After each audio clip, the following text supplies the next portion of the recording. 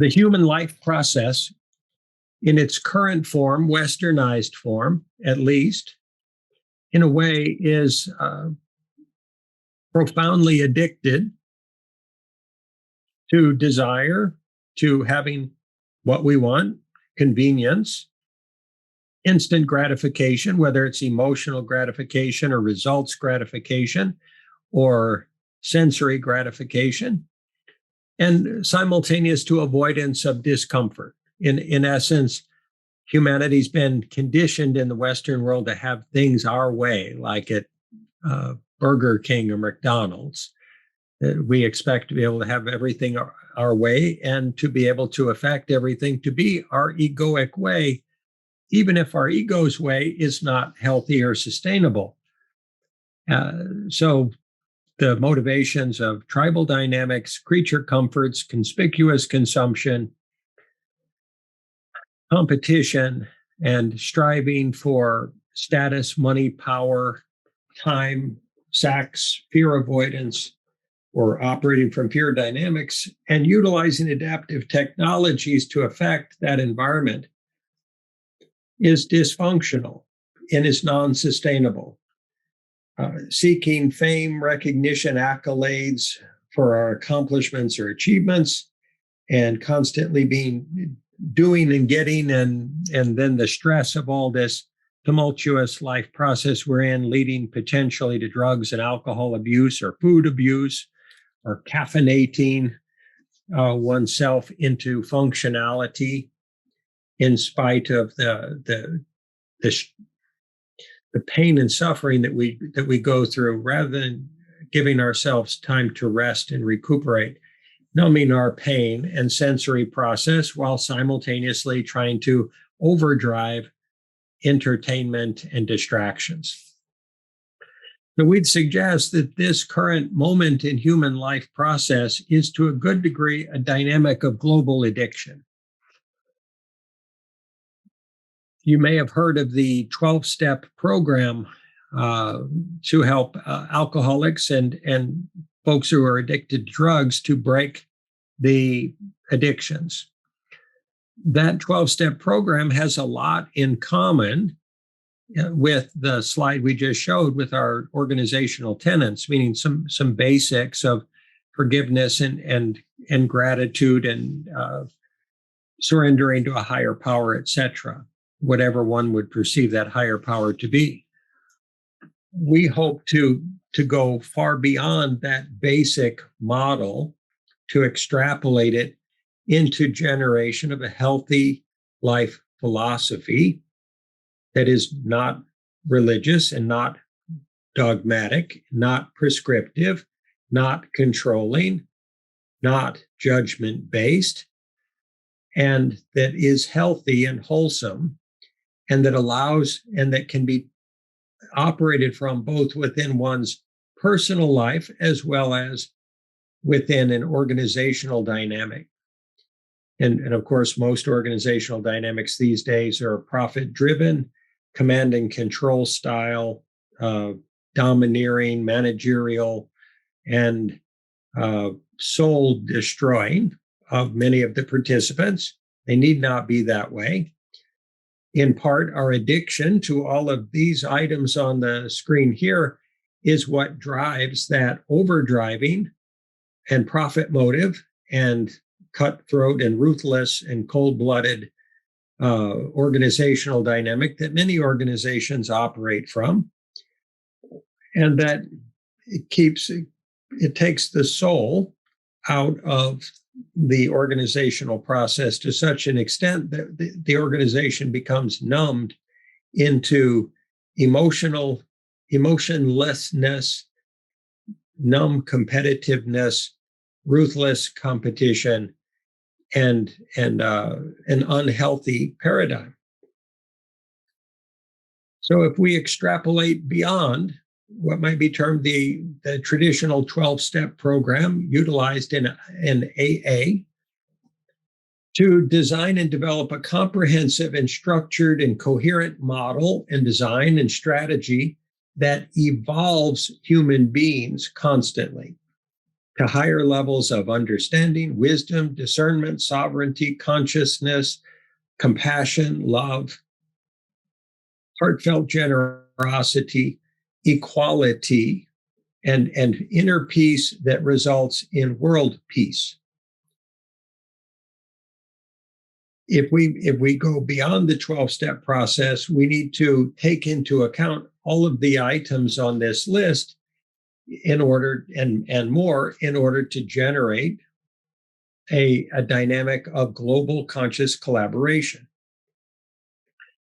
And that global conscious collaboration is necessary to resolve climate change, because all of the addictions we just looked at on the page before this, we see as the source of climate change. The human addiction dynamic, the feeding process, the wanting it our way process is causing climate change.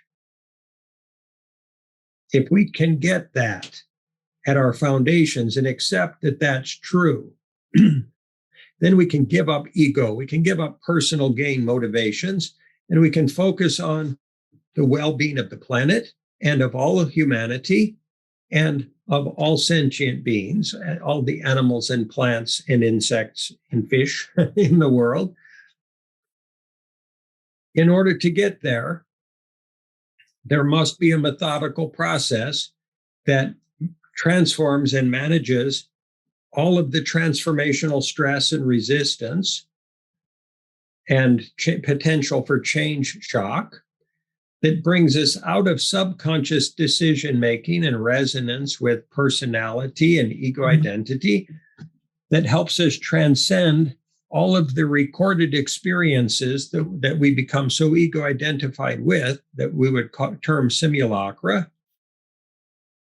That we must become conscious and willful and intentional enough to transcend any personal taproot feeding and personal gain motivations that are endemic in our world and have been the driving motivation of the past for humanity to evolve to their present moment of self-destructive dysfunction, simultaneous to extraordinary capability. Meaning we're on the knife's edge. We can tip one way or another.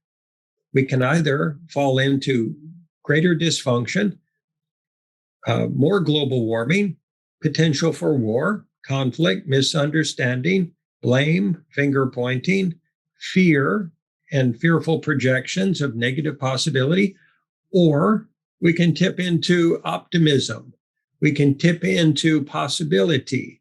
We can tip in the direction of love, kindness, care, service, co-creative effort, conscious collaboration.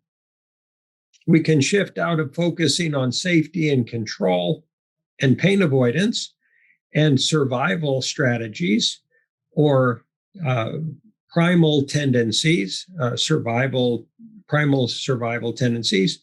We can shift out of judgment and out of victim, perpetrator, rescuer dynamics and into trust and into faith and into consciousness. We can jettison prior dynamics of managed social image and self-image and tribal dynamics of all kinds and prior life investment strategies of focusing on becoming better than other people or more knowledgeable than other people or trying to be above other people or have other people be below us or less than us or not as good as us. We can let go of all of that and we can choose conscious collaboration that is forever constantly evolving. And that is a sustainable path for humanity.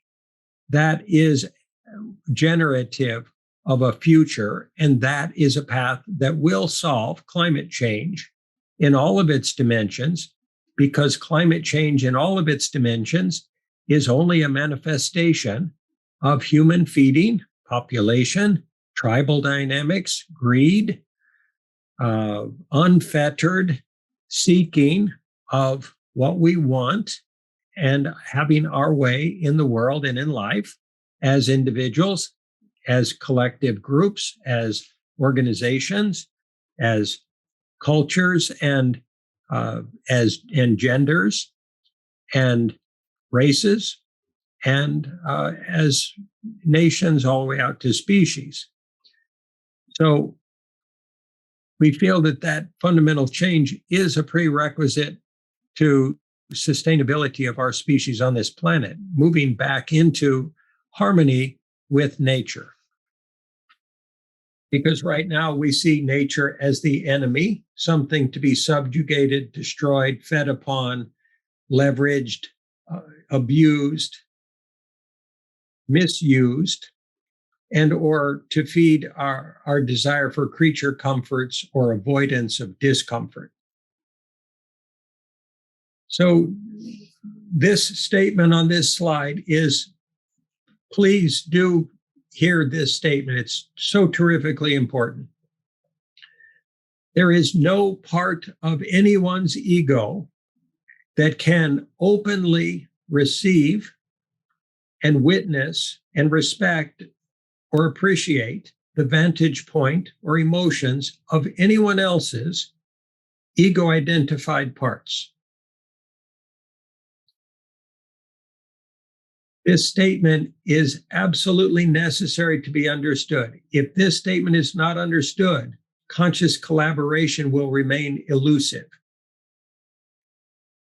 We will forever be operating from parts of ourselves that project onto reality and onto others and say, this is who they are.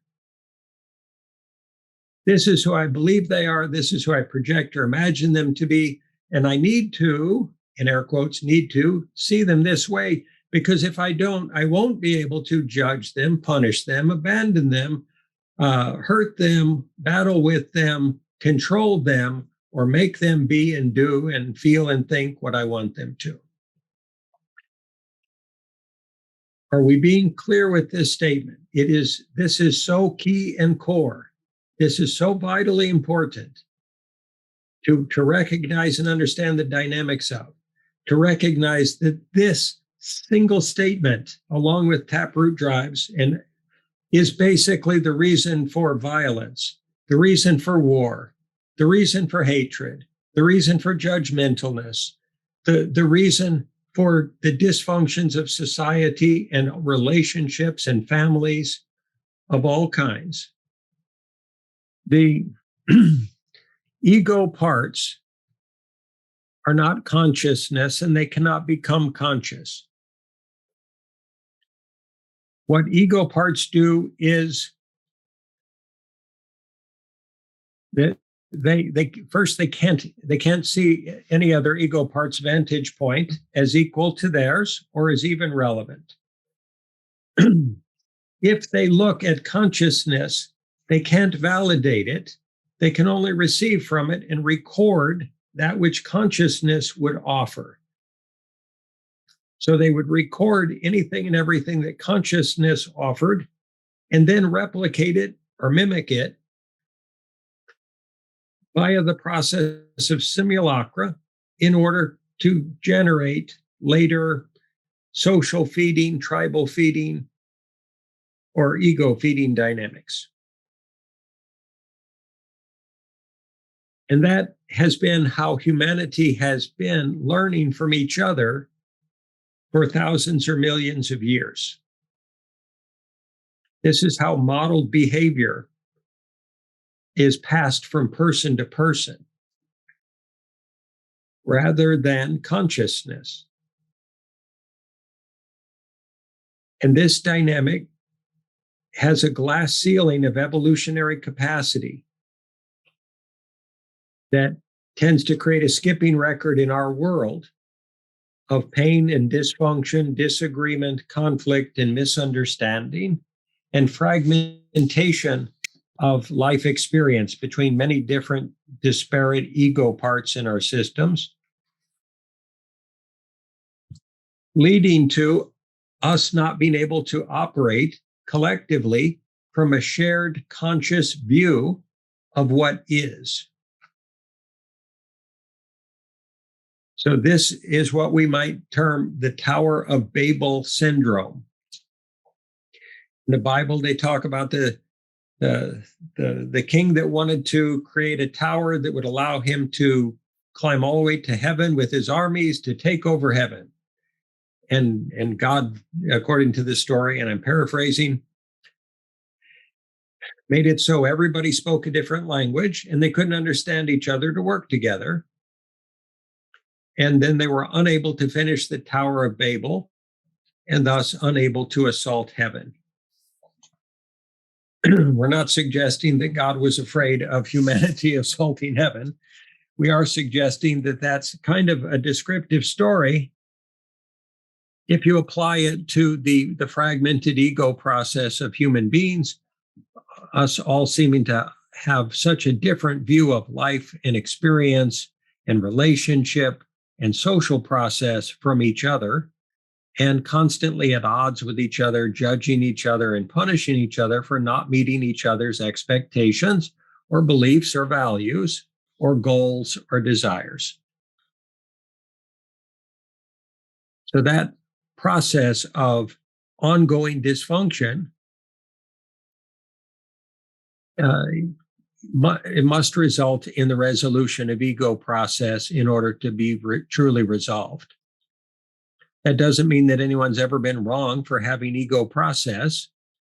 It's a natural, normal, necessary developmental phase in a soul. And that said, the planet literally cannot take the impacts of our current ego process anymore.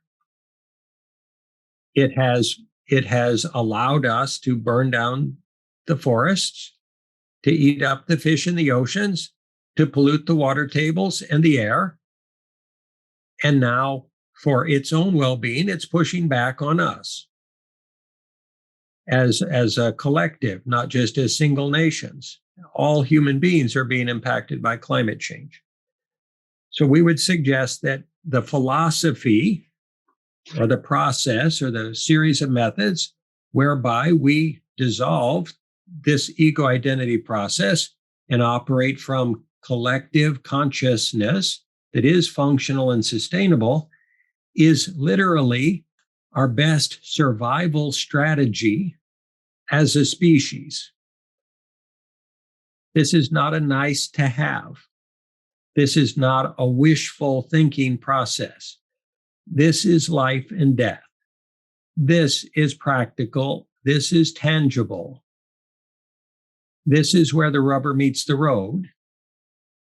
And we either do it or we meet the results of our own unwillingness to do it, whether you see that as karma coming back around, or whether you see it as the symptomology of humans generating climate change, or whether you see it as the pushback of the planet, or whether you just see it as a natural phenomenon that we can do nothing about.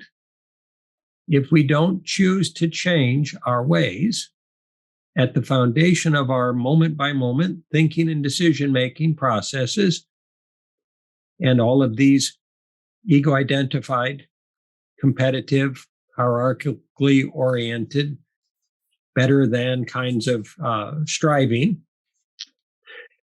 to be smarter than each other, more knowledgeable than each other, better than each other. If we don't cease that through some means, and we can't merely suppress ego, because ego will tend to erupt in one way or another, kind of like an earthquake, until and unless we dissolve it. And that happens in individuals and it happens in collectives. It will be our choice whether we choose to let it go and learn in a different way, to learn consciously rather than via ego process or via traditional organizational dynamics. If we choose traditional, we will have expressed our free will. We won't judge that choice. That would be simply the choice that humanity makes. And that said, it will be a choice that will bring with it significant cost.